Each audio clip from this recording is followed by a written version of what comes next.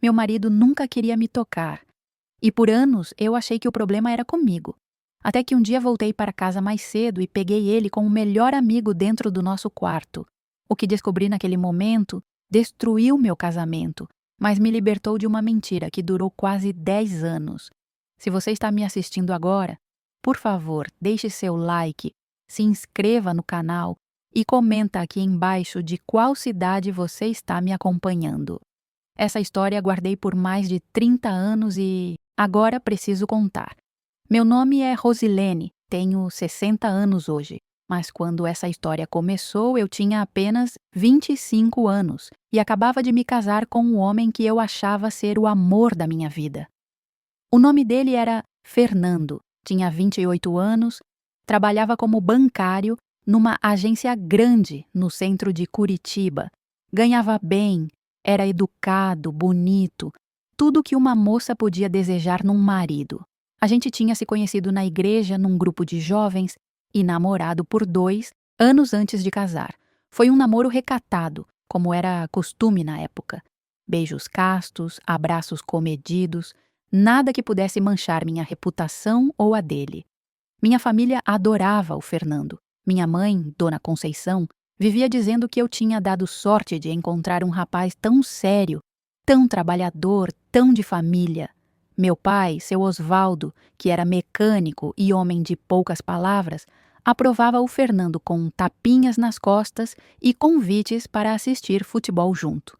Minhas 2 irmãs mais novas, a Márcia e a Daniela, suspiravam sempre que ele aparecia, dizendo que eu era a sortuda da família. O casamento foi lindo.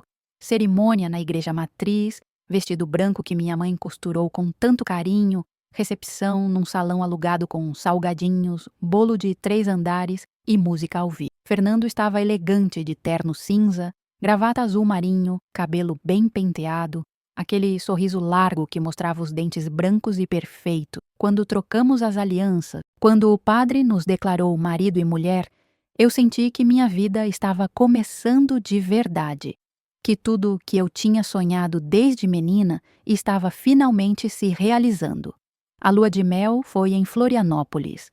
Fernando tinha economizado por meses para nos levar para uma pousada de frente para o mar. Um lugar simples, mas bonito, com varanda de onde dava para ver as ondas quebrando na areia.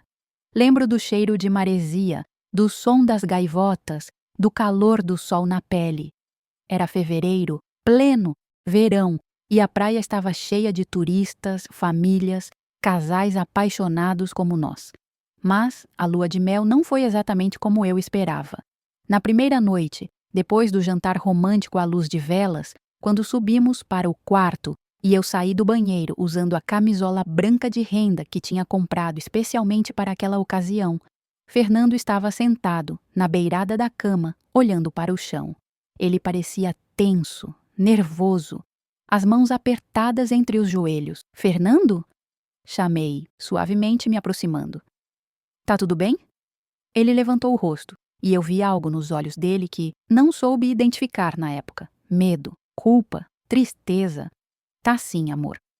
É que eu tô nervoso. Primeira vez, sabe? Quero que seja especial pra você. Vai ser, eu disse, sentando ao lado dele, tocando seu rosto. A gente tá casado agora. É certo, é abençoado. Não precisa ter medo. Ele assentiu, me beijou suavemente e então apagou a luz. O que aconteceu depois foi rápido, mecânico, distante. Não. Foi doloroso, fisicamente, como minhas amigas tinham me avisado que poderia ser. Foi pior. Foi vazio. Foi como se ele estivesse cumprindo uma obrigação, fazendo algo que precisava ser feito, mas que não queria realmente fazer. Quando terminou, ele se levantou imediatamente, foi para o banheiro, ficou lá por muito tempo. Eu fiquei deitada na cama, olhando para o teto escuro, ouvindo o barulho do mar lá fora, sentindo lágrimas escorrerem pelas laterais do meu rosto. Nos dias seguintes, em Florianópolis, Fernando me evitava à noite. Ficava acordado até tarde assistindo televisão, esperando eu dormir. Quando finalmente vinha para a cama, se deitava na beirada oposta, de costas para mim. Durante o dia, a gente passeava, tirava fotos, comia em restaurantes, mas havia uma tensão não dita entre nós, um desconforto que eu não sabia como resolver. Quando voltamos para Curitiba, para o apartamento pequeno que Fernando tinha alugado para a gente, eu tinha a esperança de que as coisas melhorassem, que talvez ele estivesse apenas nervoso com a lua de mel, com a pressão de ter que performar. Mas as semanas passaram, os meses passaram e nada mudava. Fernando trabalhava muito, saía cedo, voltava tarde. Quando estava em casa, era atencioso de outras formas. Me trazia flores, chocolates, me ajudava com as compras, consertava coisas que quebravam, mas nunca me tocava, nunca me beijava com paixão, nunca me procurava na cama. Eu comecei a me questionar: será que o problema era eu? Será que eu não era atraente o suficiente? Será que meu corpo não era bom o suficiente? Comecei a me olhar no espelho com olhos críticos. Meus seios eram pequenos demais? Minha cintura não era fina o suficiente? Meu cabelo era sem graça? Tentei melhorar. Fiz dieta, comecei a me maquiar mais, comprei lingeries bonitas, perfumes caros, mas nada funcionava. Fernando continuava distante. Conversei com minhas amigas casadas tentando entender se o que eu vivia era normal. A Cristina, que tinha casado 1 ano antes de mim, me disse que no começo era assim mesmo, que os homens ficavam tímidos, mas depois melhorava. A Maria, que era mais velha e tinha 3 filhos, riu e disse que eu devia aproveitar enquanto ele não me incomodava toda noite. Mas eu não queria ser deixada em paz. Eu queria ser desejada, querida, tocada. Minha mãe percebeu que algo estava errado quando fui visitá-la uns 6 meses depois do casamento. A gente estava na cozinha, descascando batatas para o almoço, e ela me olhou de lado e perguntou: "Você tá bem, filha? Parece mais magra, com olheiras." "Tô bem, mãe. Só cansada do trabalho. Eu tinha conseguido um emprego numa loja de roupas no centro, vendedora, para ajudar nas despesas de casa. E o Fernando, ele tá te tratando bem?"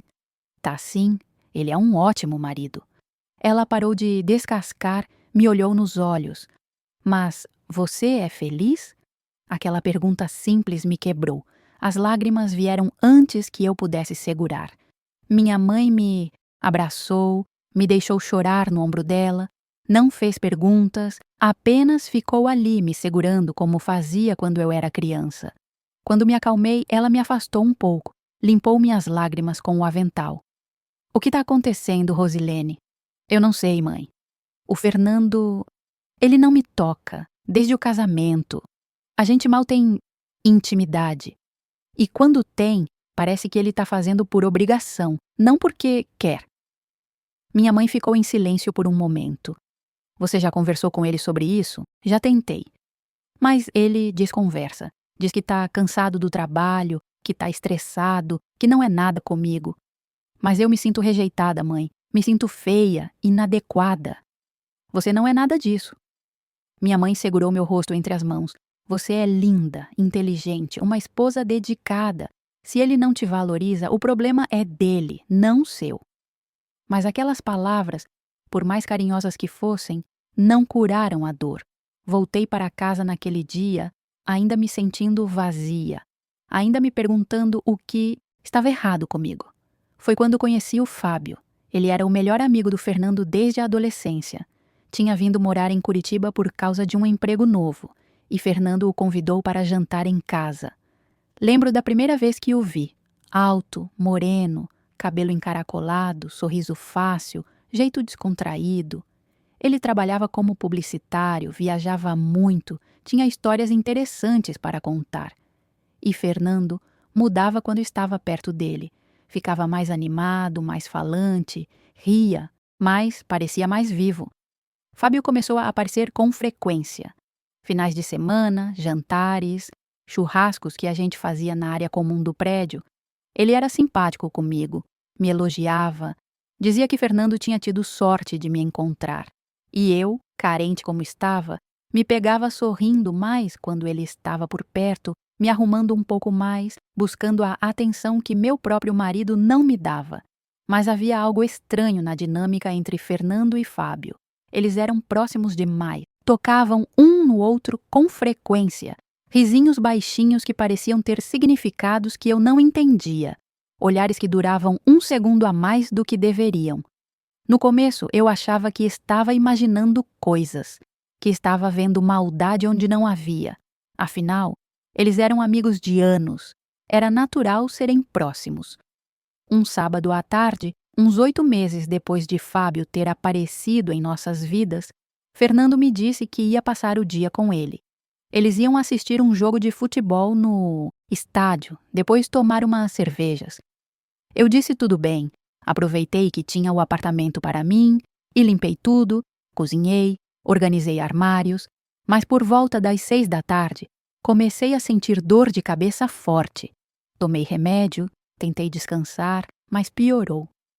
Decidi sair para comprar um remédio mais forte na farmácia. Quando voltei, umas 2 horas depois, tinha uma sensação estranha. O apartamento estava escuro, mas a porta do quarto estava entreaberta e havia uma luz baixa vinda de dentro. Ouvi vozes, a voz do Fernando e a voz do Fábio, conversando baixo, íntimas, em tom que eu nunca tinha ouvido Fernando usar comigo. Meu coração começou a bater forte. Pensei, eles voltaram cedo, trouxeram mais cerveja e estão conversando no quarto enquanto assistem TV. Mas algo me dizia que não era isso. Algo me dizia que eu precisava ver, mesmo que não quisesse. Me aproximei da porta do quarto em silêncio, empurrei devagar. E o que eu vi naquele momento congelou meu sangue, partiu meu coração e mudou minha vida para sempre.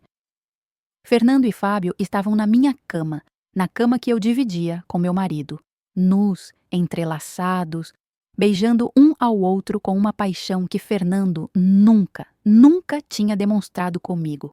Eu devia ter gritado, devia ter explodido, jogado coisas, feito um escândalo, mas não consegui. Simplesmente fiquei ali, parada, na porta, paralisada, incapaz de processar o que meus olhos estavam vendo. Meu cérebro se recusava a aceitar aquela realidade. Era como se estivesse assistindo uma cena de filme, algo irreal, algo que não podia estar acontecendo na minha vida, no meu casamento, na minha cama. Quanto tempo fiquei ali, parada? Não sei, segundos, minutos, o suficiente para eles perceberem minha presença. Fernando viu primeiro. Seus olhos encontraram os meus e vi o pânico se instalar naquele rosto que eu conhecia tão bem. Ele se afastou do Fábio num movimento brusco, puxou o lençol para cobrir o corpo, a boca aberta, mas sem conseguir emitir som. Rosilene, ele finalmente conseguiu dizer, a voz trêmula. Eu posso explicar. Aquelas palavras ridículas me tiraram do transe. Explicar? Minha voz saiu como um sussurro rouco. Explicar o que exatamente? Explica como você está na nossa cama com seu melhor amigo? Explica por que você nunca me tocou direito, mas está aí, tocando ele. Fábio tinha se levantado, procurava as roupas espalhadas pelo chão, o rosto vermelho de vergonha. Rosilene, sinto muito. Eu nunca quis que você descobrisse assim. Ele olhou para Fernando. A gente não queria te machucar. Não queriam me machucar? Eu ri, mas era uma risada sem humor, cheia de dor. Então o plano era me enganar para sempre, me usar como fachada, me deixar me sentindo feia, inadequada, me culpando por algo que nunca foi culpa minha. Fernando tentou se aproximar, mas eu dei um passo para trás. Não chega perto de mim. A voz saiu mais forte agora, alimentada pela raiva que começava a superar o choque. Não encosta em mim nunca mais. Deixa eu te explicar. Por favor. Ele tinha lágrimas nos olhos. Eu não escolhi ser assim. Eu tentei. Deus sabe que eu tentei. Casei com você achando que conseguiria mudar, que conseguiria ser normal, ser o marido que você merece. Mas eu não consigo, Rosilene. Não consigo ser algo que eu não sou. Normal? Você acha que tem algo de errado com você? A sociedade acha. A igreja acha. Minha família acha. Ele limpou as lágrimas com raiva. Você sabe o que fariam comigo se descobrissem? Eu perderia meu emprego. Minha família me deserdaria. Seria expulso da igreja. Seria considerado uma aberração, um pecador, um doente. Então você preferiu me usar, me transformar na sua mentira, na sua capa, me fazer sofrer para você poder esconder quem você é. Eu te amo, Rosilene. Ele disse aquilo com sinceridade nos olhos. Só não desse jeito. Não do jeito que você precisa. Não me vem com essa. Você não me ama. Você nunca me amou. Você se casou comigo porque precisava de uma esposa, de uma prova para o mundo de que você é heterossexual, de que você é normal. Olhei para Fábio, que tinha terminado de se vestir e estava encostado na parede sem saber onde enfiar a cara. E você? Você sabia desde o começo? Sabia quando vinha aqui jantar, quando fingia ser meu amigo, que estava tendo um caso com meu marido? Fábio assentiu lentamente. Desculpa. A gente se conhece desde adolescentes. Sempre tivemos algo, mas a gente se afastou quando ele decidiu casar com você. Eu fui embora de Curitiba justamente por isso. Mas quando voltei, quando vi ele de novo, vocês não conseguiram resistir. Completei a frase sentindo náusea subir pela garganta. Que romântico! Que lindo! E eu? Onde eu entro nessa história toda? Você era... Fernando hesitou. Você era o que eu precisava para manter as aparências. Mas eu nunca quis te machucar. Eu gosto de você, te respeito. Respeito? Gritei, sentindo a raiva explodir finalmente. Você acha que isso é respeito? Me enganar, me usar, me fazer sentir que o problema era comigo. Você destruiu minha autoestima, Fernando. Me fez acreditar que eu era feia, inadequada, que tinha algo de errado comigo. E o tempo todo era você. Sempre foi você. Saí do quarto, fui para a sala, precisava de ar, de espaço, de distância daquela cena horrível. Fernando me seguiu, agora vestindo uma calça, ainda sem camisa. Rosilene, espera. Vamos conversar com calma. Calma. Como você quer que eu... Fique calma. Acabei de descobrir que meu casamento inteiro é uma farsa. Que os últimos 2 anos da minha vida foram uma mentira. Sentei no sofá, a cabeça nas mãos. Por que você casou comigo? Por que não continuou solteiro? Por que teve que me arrastar para essa mentira? Porque eu queria ser normal. Ele sentou na poltrona e enterrou o rosto nas mãos. Porque eu fui criado acreditando que o jeito que eu sou é errado, é pecado, é abominação. Porque eu achei que, casando, tendo uma esposa, uma vida tradicional, eu conseguiria me encaixar, ser aceito, e por um tempo eu me convenci de que podia funcionar. Mas não funcionou, não. Ele olhou para mim, o rosto destruído, e eu sinto muito. De verdade, você não merecia isso. Fábio tinha saído do quarto, ficou parado perto da porta de entrada, como se estivesse esperando permissão para ir embora. Eu olhei para ele, para aquele homem que tinha sido recebido na minha casa como amigo, que tinha comido na minha mesa, que tinha fingido se importar comigo enquanto roubava meu marido. Vá embora, disse para ele. Sai da minha casa e não volta nunca mais. Ele assentiu, pegou a jaqueta e antes de sair virou para Fernando. Me liga quando você decidir o que vai fazer. E então se foi, fechando a porta suavemente atrás de si. Fiquei sozinha com Fernando. O silêncio era pesado, sufocante. O relógio na parede marcava 9:30 da noite. Tinha saído de casa às 6. Em 3h30, minha vida inteira tinha desmoronado. O que você vai fazer agora? Perguntei, sem olhar para ele. Não sei. Ele suspirou. O que você quer que eu faça? Quero que você me devolva os 2 anos que eu perdi. Quero que você me devolva minha autoestima. Quero que você apague toda a dor, toda a rejeição, todas as noites que eu passei acordada, me perguntando o que tinha de errado comigo. Mas você não pode fazer nada disso, pode? Ele balançou a cabeça, as lágrimas descendo pelo rosto. Se eu pudesse voltar atrás... Mas você não pode.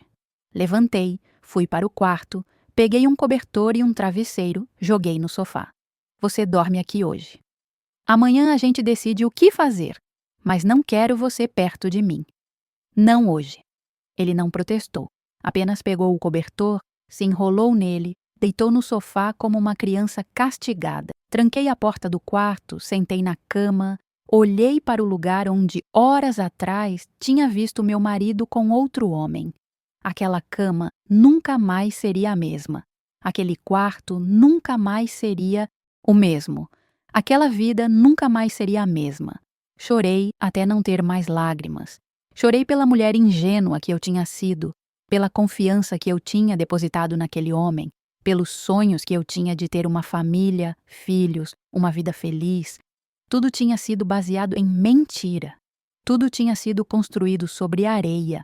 Na manhã seguinte, acordei com os olhos inchados, o corpo dolorido de tanto tensionar. Fernando ainda dormia no sofá quando saí do quarto. Preparei café. Não, porque queria fazer algo por ele, mas porque precisava manter alguma rotina, alguma normalidade em meio ao caos. Quando ele acordou, veio para a cozinha, sentou à mesa sem dizer nada. Bebi meu café em silêncio, olhando pela janela, vendo a vida lá fora continuar normalmente enquanto a minha tinha parado. A gente precisa conversar sobre o que vamos fazer, ele disse finalmente. Eu sei o que eu vou fazer, vou pedir a separação. Não há mais casamento aqui, Fernando. Nunca houve de... verdade.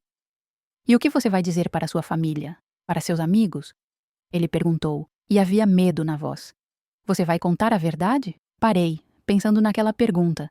Contar a verdade significaria expor Fernando, destruir a reputação dele, causar um escândalo na família inteira. Mas também significaria explicar por que nosso casamento tinha acabado tão rápido. Porque eu estava me separando de um homem que todos achavam perfeito. Eu não sei. Ainda não decidi. Olhei para ele.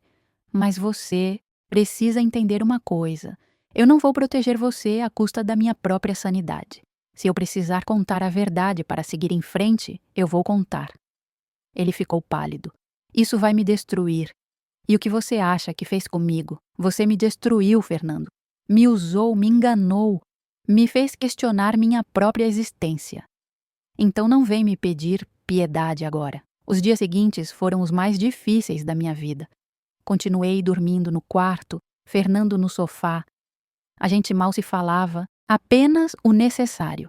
Eu ia trabalhar todos os dias, voltava, fazia comida, limpava a casa, tudo no piloto automático. À noite, me trancava no quarto e chorava em silêncio. Marquei consulta com um advogado, um senhor de uns 50 anos que me ouviu com atenção e depois perguntou: qual o motivo da separação que você quer alegar? Hesitei. Incompatibilidade de gênios. Acho que é o termo adequado. Ele me olhou por cima dos óculos. Tem certeza? Não houve traição, violência, nada que possa fortalecer seu caso? Houve traição? Mas é complicado. Não precisa me dar detalhes se não quiser. Mas saiba que quanto mais forte for sua alegação, melhor para você na divisão de bens. Voltei para casa pensando naquilo. Divisão de bens. O apartamento era alugado, a gente não tinha construído patrimônio significativo em 2 anos. Não havia muito a dividir, mas havia a verdade. E a verdade tinha peso. Foi minha mãe quem forçou a conversa. Ela apareceu no apartamento sem avisar, num sábado de manhã. Fernando tinha saído e eu estava só. Ela entrou, olhou ao redor, viu a bagunça, viu meu rosto cansado e cruzou os braços. Conta logo o que está acontecendo, Rosilene. E não me venha com desculpas. Então contei tudo. O casamento frio, a rejeição, a descoberta no quarto. Não mencionei nomes. Não entrei em detalhes gráficos, mas contei o suficiente para ela entender. Minha mãe ficou em silêncio por um longo tempo. Depois disse: você vai se separar dele. Vou. E vai voltar para casa, até se organizar. Vou. E sobre o motivo? O que você vai dizer? A verdade. Olhei para ela. Não toda a verdade, mas o suficiente. Vou dizer que ele tinha outra pessoa, que me traiu, que o casamento acabou. Ela assentiu. E as pessoas vão julgar você. Vão dizer que você não soube segurar seu marido, que você falhou como esposa, que digam, não me importo mais. Passei 2 anos me culpando por algo que nunca foi minha culpa. Não vou passar o resto da vida me escondendo por vergonha alheia. Essa é minha filha. Ela me abraçou. Você vai superar isso. Vai doer, vai demorar, mas você vai sobreviver.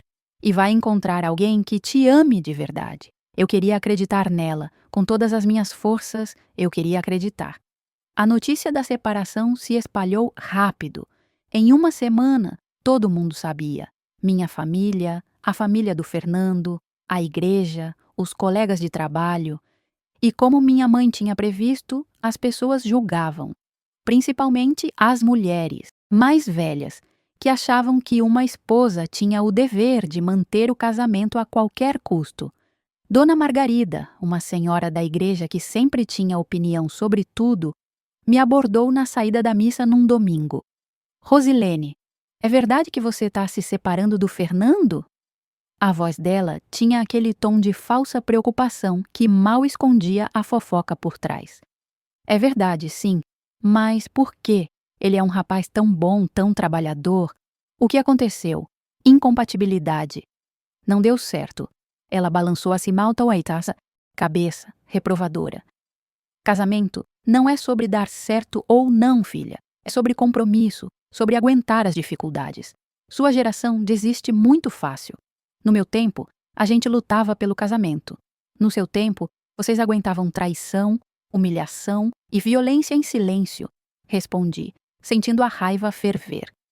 Com todo respeito, Dona Margarida, mas eu não vou seguir esse exemplo. Deixei ela parada ali, boquiaberta, e fui embora. Minha mãe, que tinha presenciado a cena, veio atrás de mim, rindo. Bem feito. Essa mulher precisa aprender a cuidar da própria vida. Mas não eram só os julgamentos externos que doíam. Era também ver Fernando desmoronar. Ele tinha perdido peso, estava com olheiras profundas, chegava em casa cada vez mais tarde. Uma noite, 2 semanas depois da descoberta, ele chegou bêbado. Coisa rara, porque Fernando quase não bebia. Ele tropeçou na sala, caiu no sofá e começou a chorar. Eu estraguei tudo. Ele soluçava. Estraguei sua vida. Estraguei minha vida. Estraguei tudo. Eu estava na cozinha, terminando de lavar a louça. Parte de mim queria ignorar, ir para o quarto, deixá-lo ali sozinho com seu desespero. Mas outra parte, a parte que ainda lembrava do rapaz gentil que eu tinha conhecido na igreja, sentiu pena. Fui até a sala, sentei na poltrona mantendo distância. Por que você bebeu? Porque é a única forma de não pensar. Ele limpou o rosto com as costas da mão. Não pensar no que eu fiz com você. No que eu fiz comigo mesmo. Em como eu desperdicei 2 anos da sua vida numa mentira. E o Fábio? Perguntei, curiosa, apesar de mim mesma. Você ainda fala com ele? Ele foi embora. Voltou para São Paulo. Disse que não aguenta ficar aqui sabendo o estrago que causou. Que é melhor a gente se afastar. E você concorda? Fernando me olhou, os olhos vermelhos. Não, eu não quero me afastar dele. Mas também não posso continuar esse jogo de esconde-esconde, essa vida dupla que machuca todo mundo ao redor. Ele respirou fundo. Às vezes eu penso em simplesmente assumir quem eu sou, enfrentar as consequências. Perder meu emprego, minha família, minha posição na sociedade, mas pelo menos viver com honestidade. Por que você não faz isso então? Porque eu tenho medo, muito medo. Ele enterrou o rosto nas mãos. Você não sabe como é crescer ouvindo que o jeito que você é errado, é imundo, é pecado. Como é olhar no espelho e sentir nojo de si mesmo. Como é ter que fingir, sempre fingir, porque a verdade significaria rejeição total. Pela primeira vez, desde a descoberta, eu senti algo além de raiva. Senti compaixão. Não pela traição, não pela mentira, mas pelo sofrimento dele. Porque, no fundo, Fernando também era vítima. Vítima de uma sociedade que não aceitava diferenças, que condenava o que não entendia, que forçava pessoas a viver mentiras. Eu não te odeio, Fernando, falei suavemente. Eu odeio o que você fez, odeio que você me usou, odeio que você me enganou, mas eu não te odeio e acho que você merece ser feliz, mas não à minha custa, não à custa de mais ninguém. Ele olhou para mim com surpresa. Como você pode ser tão compreensiva? Depois de tudo, porque guardar raiva só vai me fazer mal, porque você não escolheu ser assim, mas escolheu me enganar, e isso é diferente. E porque eu quero seguir em frente, e não consigo fazer isso carregando ódio. Naquela noite, pela primeira vez em semanas, a gente conversou de verdade. Fernando me contou sobre sua adolescência, sobre quando percebeu pela primeira vez que era diferente dos outros garotos, como se sentia atraído por outros meninos, não por meninas. Como tentou reprimir esses sentimentos, como rezou, como fez terapia com um psicólogo da igreja que tentou curá-lo.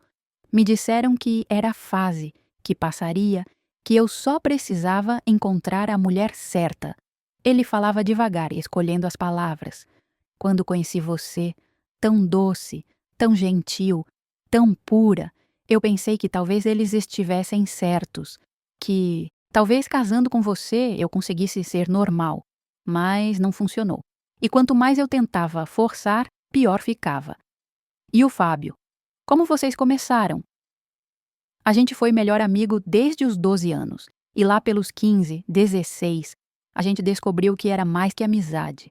Experimentamos, nos beijamos e foi natural. Foi certo de uma forma que nunca tinha sido com ninguém mais. Mas a gente se assustou, parou, se afastou. Ele foi para São Paulo, eu fiquei aqui. Anos depois, quando ele voltou e me viu casado, a gente tentou ser só amigos. Mas era impossível ignorar o que sempre existiu entre a gente. Você o ama? Fernando hesitou, mas então assentiu. Amo. Sempre amei, desde adolescente. Mas admitir isso significa admitir quem eu sou. E eu não sei se tenho coragem para isso. Você vai ter que encontrar coragem. Não por mim, mas por você. Porque viver escondido vai te destruir. E vai destruir qualquer pessoa que você tentar usar como fachada no futuro. Ele concordou e ficamos em silêncio por um tempo. Depois ele disse: Obrigado. Por me ouvir, por tentar entender. Você não precisava fazer isso, eu sei. Mas acho que eu precisava, para conseguir perdoar. Não esquecer, mas perdoar. Os processos de separação avançaram. Fernando não contestou nada. Dividimos os móveis, as panelas, as poucas economias que tínhamos. Eu fiquei com meus presentes de casamento, ele com os dele. No papel, tudo muito civilizado, muito amigável. Mas era doloroso. Cada documento assinado era uma confirmação de que aquele sonho tinha acabado. Voltei para a casa dos meus pais. Meu quarto antigo ainda estava lá, preservado como eu tinha deixado quando casei. Minha irmã Márcia tinha se mudado para São Paulo para estudar, então havia espaço. Minha irmã mais nova, Daniela, ainda morava lá. E ela foi um conforto nesses dias difíceis. A gente ficava acordada até tarde, conversando, ela me fazendo rir com histórias bobas da faculdade dela, me distraindo da dor. Foi Daniela quem me convenceu a sair de casa, a voltar a viver. Vamos no cinema, ela disse numa sexta à noite. Tem um filme novo que eu tô querendo ver. Você não pode ficar aqui fechada para sempre. Não tô afim, Dani. Não perguntei se você tá afim. Tô te arrastando. Ela pegou minha mão. Você tem 27 anos, Rose. Sua vida não acabou. Você ainda tem muito pela frente. Fomos ao cinema. Assistimos uma comédia romântica boba que me fez rir apesar de mim mesma. Depois comemos pizza numa lanchonete. E pela primeira vez em meses, eu me senti um pouco mais leve. Não curada, não inteira, mas um pouco menos quebrada. Na loja onde eu trabalhava, a dona Vera tinha sido compreensiva com toda a situação. Ela sabia que eu estava passando por uma separação, tinha me dado uns dias de folga quando precisei, nunca fez perguntas invasivas, mas percebi que as clientes cochichavam quando eu atendia. Aquela ali é a que se separou, não é? Tão nova e já separada. Deve ter alguma coisa errada com ela. Uma tarde, uma cliente entrou na loja, uma mulher elegante, de uns 40 anos. Ela experimentou vários vestidos, conversou comigo sobre tecidos, cores, ocasiões. No final, enquanto eu embrulhava sua compra, ela disse: "Eu te reconheci quando entrei. Você é a Rosilene, não é?" Esposa do Fernando, meu sangue gelou. Ex-esposa. Estamos nos separando. Eu sei, todo mundo sabe. Ela me olhou nos olhos. Eu sou amiga da família do Fernando e quero que você saiba que nem todo mundo está do lado dele. Tem gente que entende, que sabe que casamento baseado em mentira não pode durar. Obrigada, consegui dizer, surpresa. Ela pegou sua sacola. Vai ficar tudo bem, Rosilene. Você é jovem, tem uma vida inteira pela frente e merece ser feliz, de verdade. Aquelas palavras ficaram comigo. Eu merecia ser feliz. Não no casamento que tinha imaginado, não do jeito que tinha planejado, mas de alguma forma, em algum momento. Fernando me ligou um mês depois de eu ter voltado para a casa dos meus pais. Rosilene, precisamos conversar. Pessoalmente. É importante. Nos encontramos num café neutro, longe dos bairros que frequentávamos. Ele estava diferente, mais magro ainda, mas também mais leve, como se tivesse tirado um peso dos ombros. Eu decidi, ele disse assim que sentamos. Vou assumir quem eu sou. Vou sair do armário, como dizem. Não aguento mais viver escondido. Fiquei surpresa. E seu emprego? Sua família? Vou lidar com as consequências. Ele respirou fundo. O Fábio voltou para Curitiba. A gente vai morar junto. Vai ser difícil, vai ter escândalo, vai ter rejeição, mas pelo menos vai ser verdade. Parte de mim sentiu inveja. Inveja de que ele ia poder recomeçar, ser feliz, viver sua verdade. Enquanto eu ficaria com a reputação manchada, com o rótulo de separada, tendo que reconstruir tudo sozinho. Mas outra parte, a parte maior, sentiu alívio.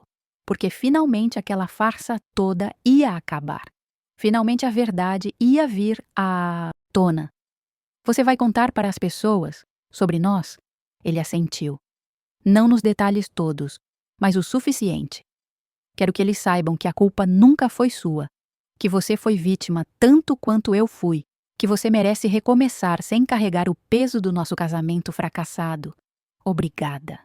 Era tudo o que eu conseguia dizer. Quando saímos do café, ele me abraçou. Foi um abraço genuíno, carinhoso de despedida. Sinto muito, por tudo, e te desejo felicidades, de verdade, para você também, Fernando. E então seguimos caminhos opostos. Ele para sua verdade, eu para minha reconstrução. Não era o final que eu tinha imaginado, mas era um final. E mais importante, era um recomeço. A bomba explodiu 2 semanas depois daquela conversa no café. Fernando contou para os pais. E a reação foi exatamente o que ele esperava, mas ainda assim devastadora. A mãe dele, Dona Cecília, uma mulher religiosa e conservadora, entrou em choque. Ligou para minha mãe chorando, dizendo que não. Entendia onde tinha errado na criação do filho, que estava rezando para Deus curá-lo dessa doença, dessa possessão demoníaca. Minha mãe, mais compassiva do que eu esperava, tentou acalmá-la. Dona Cecília, não é doença, não é possessão, é só quem ele é, sempre foi. E fingir não muda nada, mas ela não queria ouvir. Desligou o telefone e não ligou mais. E eu soube, através de conhecidos, que a família inteira do Fernando tinha se voltado contra ele. O pai, seu Arnaldo, tinha dito que não, tinha mais filho. Os irmãos, 2 homens mais velhos que sempre foram conservadores, cortaram relações. Apenas a irmã mais nova, a Paula, tinha ficado do lado dele, dizendo que amor era amor, que família era família, independente de orientação sexual. A notícia se espalhou pela igreja como fogo em mato seco.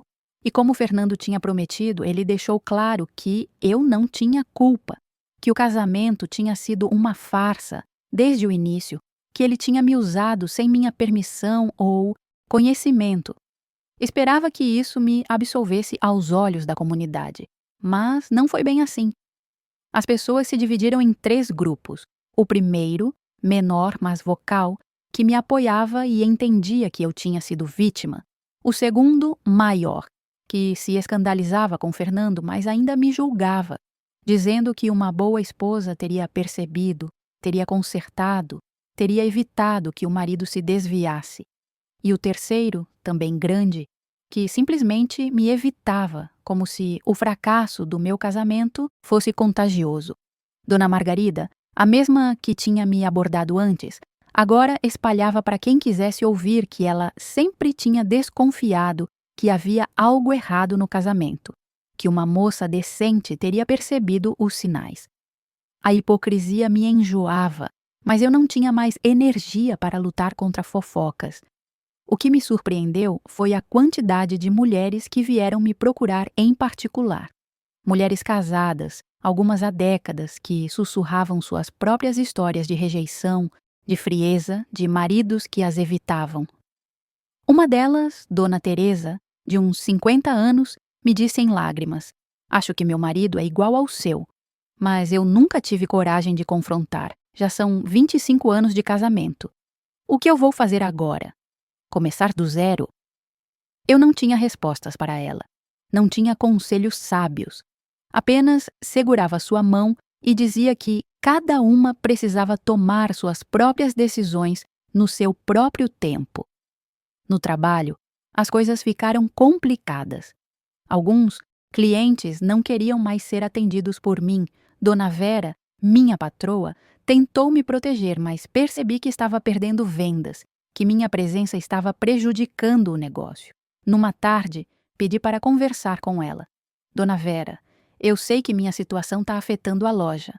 Se a senhora quiser me demitir, eu entendo." Ela me olhou com gentileza.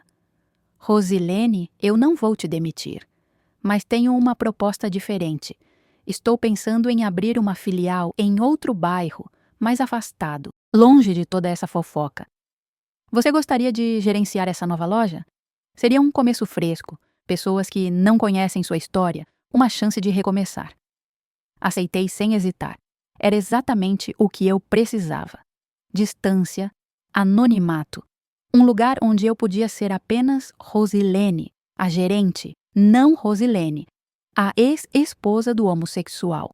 A loja nova ficava em Pinhais, um município vizinho de Curitiba, menor, mais tranquilo, com pessoas que não sabiam e não se importavam com escândalos da capital. Comecei a trabalhar lá 3 meses depois da separação oficial, e pela primeira vez em muito tempo, consegui respirar sem sentir um peso no peito. Foi nessa loja que conheci o José.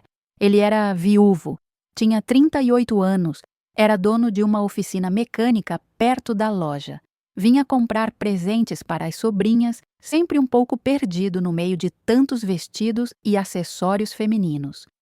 A gente começou a conversar. Ele me perguntava qual roupa era apropriada para a menina de 10 anos, qual cor estava na moda, quanto deveria gastar. Eu ajudava, e aos poucos fomos criando uma amizade. José era simples, direto, sem camadas de mentira ou fingimento. Falava sobre sua esposa falecida com carinho, mas sem aquela tristeza paralisante. "Ela era o amor da minha vida", ele me disse uma vez. "Mas ela se foi há 5 anos. E a vida continua, né? Não posso ficar parado para sempre." Um dia ele me convidou para tomar um café depois que a loja fechasse. Hesitei. Ainda estava sensível, ainda estava machucada. Mas algo, no jeito simples dele, na honestidade no olhar, me fez aceitar. Sentamos num café pequeno perto da loja e pela primeira vez contei minha história completa para alguém que não conhecia nenhum dos envolvidos. José me ouviu sem interromper, sem julgar, apenas assentindo de vez em quando. Quando terminei, ele disse: "Deve ter sido muito difícil descobrir que a pessoa em quem você confiava te usava assim." Foi. Ainda é, às vezes. Mas tá ficando mais fácil com o tempo. Você é corajosa. Muita gente teria ficado no casamento, fingindo, porque é mais fácil do que enfrentar o julgamento.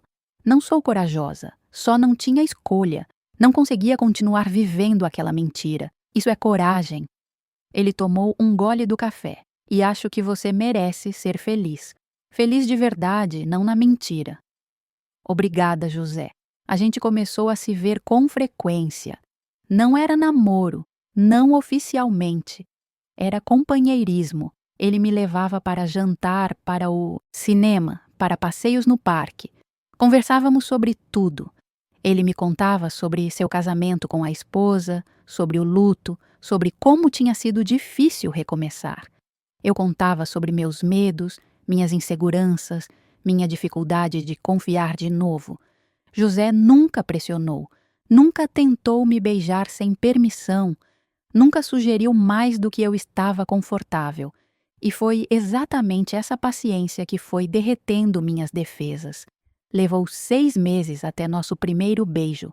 Foi depois de um cinema, ele estava me levando para casa e paramos num semáforo.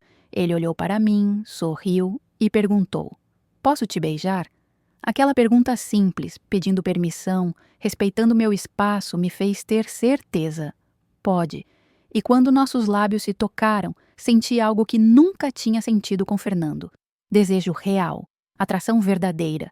Não obrigação, não dever conjugal. Era genuíno. E era libertador. Mas nem tudo eram flores. Minha família, especialmente meu pai, tinha ressalvas. Você tem certeza que quer se envolver de novo tão rápido? Mal faz 1 ano que você se separou. Não quer dar um tempo, pensar melhor? Eu sei o que estou fazendo, pai. O José é diferente, é honesto, é transparente, me trata com respeito. Mas meu pai continuava preocupado. E eu entendia, ele não queria me ver sofrer de novo. Fernando, curiosamente, foi mais apoiador. A gente tinha mantido contato esporádico, mensagens ocasionais para resolver questões burocráticas da separação. Quando mencionei que estava vendo alguém, ele respondeu: "Fico feliz por você, Rosilene, de verdade. Você merece alguém que te ame direito. E você? Como estão as coisas com o Fábio? Difícil, mas valendo a pena. Minha família não fala comigo. Perdi alguns amigos, mas pela primeira vez na vida, eu tô sendo eu mesmo. E isso não tem preço. Fico feliz por você também, Fernando, apesar de tudo." A separação foi oficializada 1 ano e meio depois da descoberta no quarto. O juiz assinou os papéis e pronto. Legalmente não éramos mais casados. Saí do fórum com sentimentos mistos. Alívio por aquela fase ter terminado, tristeza pelo sonho que tinha morrido, mas também esperança pelo futuro que se abria. José estava me esperando na porta do fórum. Ele tinha pedido folga na oficina para me acompanhar, para me dar apoio moral. Quando me viu, abriu os braços e eu me joguei neles, chorando, mas não de tristeza, de alívio. "Acabou", sussurrei. "Finalmente acabou. Agora começa", ele disse, beijando meu cabelo. "Agora a sua vida de verdade começa." Mas havia uma última bomba para explodir. 2 semanas depois da separação oficial, recebi uma ligação de um número desconhecido. Atendi hesitante. "Rosilene?" A voz era feminina, jovem. "Sim, quem é?" "Meu nome é Patrícia. Você não me conhece, mas eu sou namorada do Fernando, do seu ex-marido." Fiquei confusa. "Namorada? Mas o Fernando tá com o Fábio. Eles moram juntos." Silêncio do outro lado. Depois: "Como assim? Quem é Fábio?" E foi assim que descobri a próxima camada da mentira. Fernando tinha terminado com Fábio alguns meses atrás, mas não tinha contado para ninguém. E agora estava namorando uma mulher, Patrícia, que ele tinha conhecido no trabalho. Uma mulher que não sabia nada sobre sua sexualidade, sobre seu passado, sobre nada. Senti raiva voltar. Raiva porque ele estava fazendo de novo. Estava usando outra pessoa como fachada. Estava vivendo mais uma mentira. Estava repetindo o ciclo. Liguei para ele imediatamente. "Fernando, o que você está fazendo? Por que você está namorando uma mulher? Pensei que você tinha se assumido, que estava vivendo sua verdade." "Eu tentei, Rosilene." A voz dele estava cansada. "Tentei viver abertamente com o Fábio, mas as consequências foram terríveis demais. Perdi minha família, quase perdi meu emprego. Era olhado com nojo na rua. Não aguentei. Terminei com ele e tentei voltar a ser normal." "Você não pode ser normal, Fernando, porque você não é. E cada vez que você tenta, Você machuca alguém. Machucou eu, agora vai machucar a Patrícia. Quando isso vai parar? Eu não sei, ele gritou. Eu não sei, tá bom? Eu só quero viver sem ser julgado, sem ser odiado, sem ter medo. E o único jeito de fazer isso é fingir. Então, você vai viver uma mentira para sempre. E vai destruir pessoas no processo. Desliguei o telefone tremendo de raiva e tristeza. Contei para a Patrícia a verdade. Toda ela. Ela não acreditou no começo, me acusou de estar inventando história por ciúmes. Mas quando confrontou Fernando, ele admitiu. E ela terminou com ele, destruída, traída, exatamente como eu tinha sido. Fernando me ligou dias depois. Você destruiu minha vida. Eu salvei a vida dela. E seria bom você entender que não pode continuar fazendo isso. Não pode continuar usando pessoas. Precisa aceitar quem você é, ou viver sozinho. Mas parar de machucar inocentes. Ele desligou sem responder. E nunca mais falamos depois disso. 30 anos. 30 anos se passaram, desde aquele dia em que abri a porta do quarto e encontrei meu marido com outro homem. 30 anos desde que meu mundo desmoronou e precisei reconstruir tudo do zero. Hoje, aos 60 anos, sentada na varanda da minha casa em Pinhais, vejo aquela moça de 25 anos como se fosse outra pessoa. Aquela menina frágil, insegura, que questionava a cada passo, que se culpava por coisas que nunca foram culpa dela. Evoluí para uma mulher forte, que aprendeu a confiar em si mesma, que descobriu que merecia mais.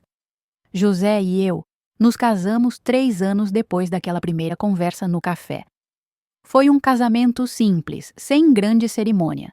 Ele dizia que já tinha tido seu grande casamento com a esposa anterior, e essa era só para comemorar que a gente tinha encontrado uma segunda chance um no outro. Casamos no civil, num sábado de manhã, com meus pais como testemunhas. Não teve véu branco, não teve brigas de família, não teve mentiras. Tinha apenas 2 adultos que escolhiam estar juntos com os olhos abertos. Tivemos uma vida simples e feliz. José expandiu a oficina dele e eu virei gerente regional da loja. A gente comprou uma casa, viajou para o litoral todo verão, criamos uma vida juntos que era real, genuína, baseada em confiança e respeito mútuo. Quando ele faleceu, há 10 anos, de um infarto súbito, meu coração quase não sobreviveu, mas pelo menos, dessa vez, eu não tinha arrependimentos. Tinha memórias felizes, momentos genuínos, uma história verdadeira. Sobre Fernando, soube através de conhecidos que ele continuou seguindo o padrão. Casou com outra mulher alguns anos depois de Patrícia. Tiveram 2 filhos juntos. Por fora, a vida perfeita. Por dentro, tenho certeza de que continuava aquela luta constante contra quem ele era, aquele fingimento exaustivo. Uma vez, há uns 15 anos, ele me ligou, pedi desculpas. Disse que tinha ido para a terapia, que tinha entendido melhor suas questões, que tinha feito mal a muitas pessoas, que lamentava ter me usado, ter destruído meu casamento, ter perpetuado aquele ciclo. Eu aceitei suas desculpas, mas não perdoei completamente, porque perdoar tudo seria como dizer que o que ele fez estava bem e não estava. Mas entendi que ele também era vítima de uma sociedade que não aceitava diferenças, que forçava pessoas a viver mentiras destruidoras. Minha filha, sim, José e eu, adotamos uma menina quando ela tinha 2 anos, agora tem 32. Ela trabalha como psicóloga, ironicamente. Diz que trabalha muito com casais que vivem mentiras, que estão descobrindo coisas sobre seus parceiros que os destroem. Ela vem para mim pedir conselho e eu compartilho minha história. Não toda, mas o suficiente para que ela entenda que as pessoas são complexas, que às vezes não há vilão ou herói, apenas pessoas tentando sobreviver da melhor forma que conseguem. Então, se você está me ouvindo agora e está passando por algo semelhante, quero que você saiba um monte de coisas. Primeiro, se seu parceiro o rejeita constantemente, se você se sente invisível, inadequado, feio, primeiro pense que talvez o problema não seja você. Pode ser, Pessoas têm problemas diferentes, dinâmicas diferentes. Mas também pode ser que aquela pessoa esteja escondendo algo, vivendo uma mentira. E você não merece ser vítima daquela mentira. Segundo, confie em seus instintos. Eu sentia que algo estava errado, mas tentei convencer a mim mesma de que estava paranoica. Deveria ter confiado naquela voz pequena no fundo da minha cabeça. Terceiro, você não é responsável pela sexualidade de outra pessoa. Não é sua culpa se seu parceiro é gay, lésbica, assexuado ou qualquer outra coisa, mas é responsabilidade dele ser honesto com você. É responsabilidade dele não usar você como ferramenta, como fachada, como forma de esconder quem ele realmente é. Quarto, sair daquela situação não significa fracasso, significa coragem, significa amor próprio, significa entender que você merece melhor. Sim, vai doer, sim, as pessoas vão julgar, mas sua vida, sua felicidade, sua sanidade mental valem mais do que o julgamento de outros. Quinto, você vai superar isso, vai levar tempo. Vai ter noites que você vai chorar, dias que vai questionar suas próprias decisões, mas você vai reconstruir. E essa reconstrução vai torná-la mais forte do que você jamais foi. Sexto, perdoe-se. Perdoe-se por ter acreditado em mentiras. Perdoe-se por ter se culpado por coisas que não eram culpa sua. Perdoe-se por ter desperdiçado tempo, porque esse tempo desperdiçado não foi total. Você aprendeu algo, você cresceu, você saiu diferente. E sétimo, se você ama alguém que está vivendo uma mentira, na qual está se sacrificando, saiba que ficar não é amor. Deixar ir, mesmo que doa, mesmo que destroça tudo, às vezes é o ato mais amoroso que você pode fazer. Porque ficar significa perpetuar a mentira. E mentiras, no final, destroem todo mundo. Eu não sou vitoriosa, não sou especial. Sou apenas uma mulher que enfrentou o inesperado e encontrou uma forma de continuar vivendo, que transformou dor em sabedoria, que aprendeu que a vida nem sempre sai como planejamos, mas pode ser ainda melhor quando aceitamos que os planos mudam. Fernando, onde quer que esteja agora, espero que ele tenha encontrado paz. Espero que tenha entendido que viver como si mesmo, mesmo que custe tudo, é melhor do que viver como alguém que você não é. E espero que as pessoas que ele machucou, eu incluída, tenham conseguido seguir em frente e reconstruir suas vidas. Porque no final, todos nós estamos aqui, neste planeta, por um tempo limitado. E nenhum tempo merece ser desperdiçado em mentiras, em negação, em fingimento. Todos nós merecemos viver nossa verdade, mesmo que aquela verdade seja complicada, confusa ou diferente do que a sociedade espera. Então, se você está nessa situação, nesse momento em que você descobre que seu casamento é uma mentira, que a pessoa que você ama não é quem você pensava que era, saiba que o pior já passou. O pior é a descoberta. O que vem depois é dificuldade, sim. É trabalho, sim. Mas é também possibilidade. É oportunidade, é liberdade. Eu escolhi sair. Escolhi enfrentar o julgamento, a solidão, a incerteza. E olhando para trás, foi a melhor decisão que eu poderia ter tomado. Porque conheci José. Porque construí uma vida genuína. Porque descobri que eu era mais forte do que jamais imaginei. Essa é minha história. Uma história de traição, sim, mas também de resiliência, de dor, mas também de cura, de morte, mas também de renascimento. E essa história é minha, completamente minha, porque foi minha vida, minhas escolhas, meu sofrimento, minha reconstrução. Ninguém pode tirar isso de mim. Ninguém pode invalidar o que eu passei ou o que eu conquistei. Se você está passando por algo parecido, saiba que você também é forte, que você também consegue, que você também merece uma vida verdadeira, genuína, amorosa. Não desista. Não se renda ao medo. Não aceite migalhas de compaixão quando você merece um banquete de amor verdadeiro. Você é capaz. Você é digno. Você é merecedor. E sua história, qualquer que seja ela, também importa. Deixa eu ver vocês nos comentários, dizendo de qual cidade vocês estão me assistindo. E se essa história tocou o seu coração, deixa um like, se inscreve no canal.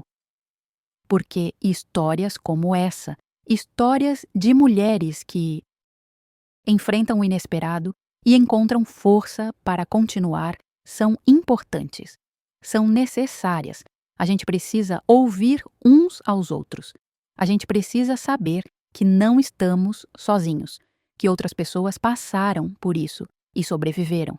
E que se elas sobreviveram, a gente também consegue. Obrigada por terem me ouvido, obrigada por terem caminhado comigo nessa jornada e que a vida de vocês seja repleta de verdades genuínas, de amor verdadeiro e de coragem para viver como quem vocês realmente são. Até o próximo vídeo, pessoal. Cuidem de vocês mesmos e lembrem-se, você merece ser feliz.